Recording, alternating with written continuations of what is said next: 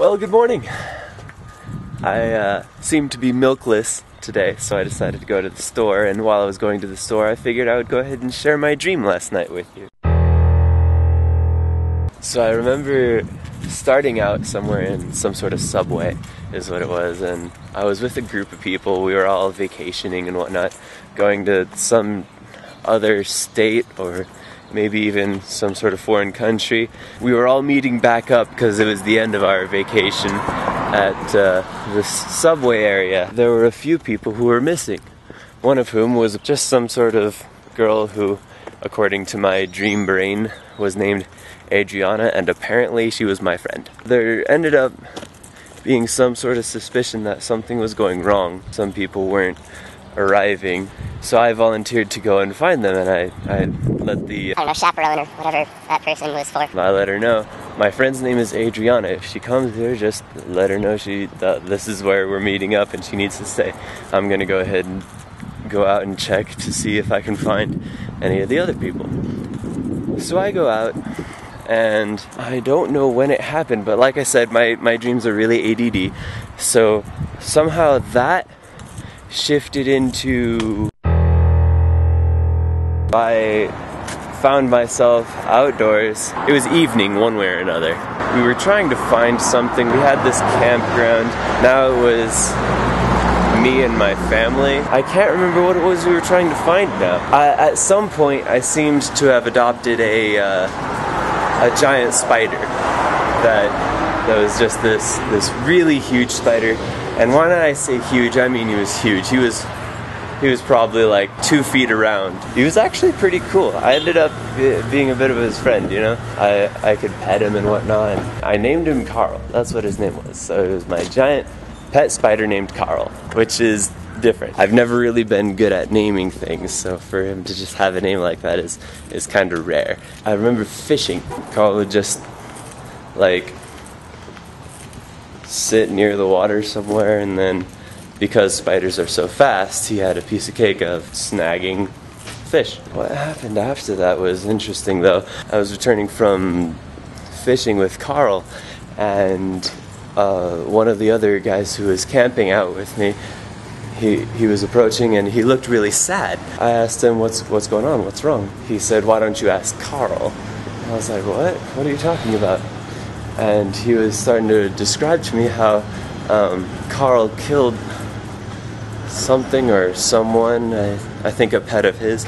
I'm going into the store now, so I'm gonna have to hold this for just a second. Now, Carl was a rare type of spider, and for all I knew, he was the only giant spider like him that was left. Like, that type of spider was pretty much extinct. But as it turns out, there was actually another giant spider that had apparently killed whatever it was this guy was saying that Carl killed. There was no way I could prove that because we all thought that Carl was the only type of spider like that left. But no, another giant spider had framed him. It was terrible, and I was all sad and stuff because everybody thought it was Carl, and I went back over to where we had Carl, where, you know, he was hanging out, and I just went over there and I kind of pet him on the back and stuff, and he was totally chill, so I knew for a fact that it definitely couldn't have been Carl. I don't know exactly what their intentions were, but I knew that they were thinking very serious thoughts about, you know, perhaps even killing him, which would be lame. Right around that time we discovered that there was some sort of shady goings-on happening in this cave nearby. We put the Carl thing on hold and we went to check out what was going on in these caves, and there were some dragons that were being used as slaves.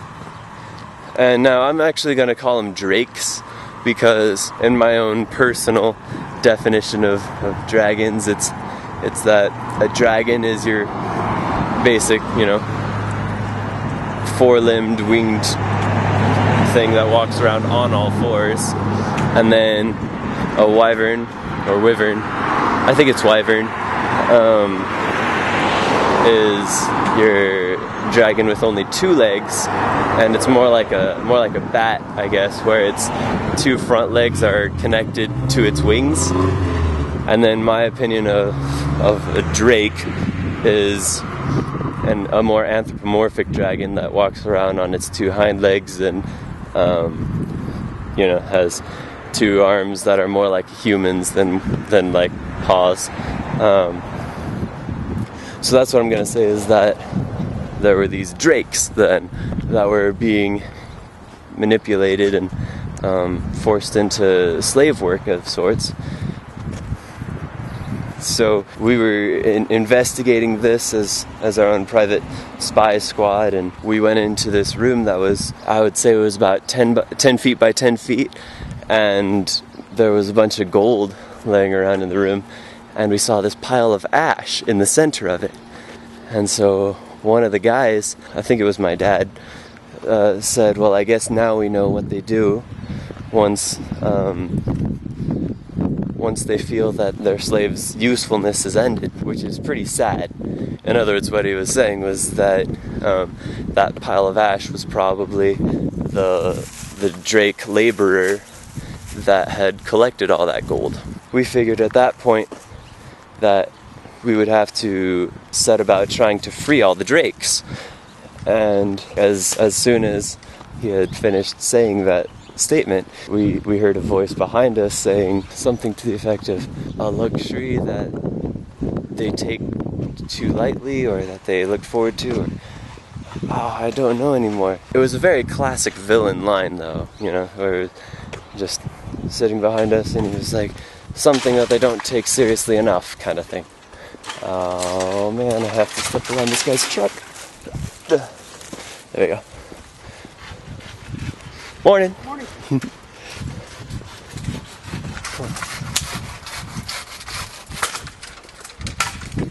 Cool. We talked with him briefly, and then I think we were just about to start fighting when, well, I woke up, and so never really got to figure out how that ended. But I do know that we had a bear back at camp, so I'm sure had my dream continued, that would have come into play somehow. Either way, that's my dream, so ta.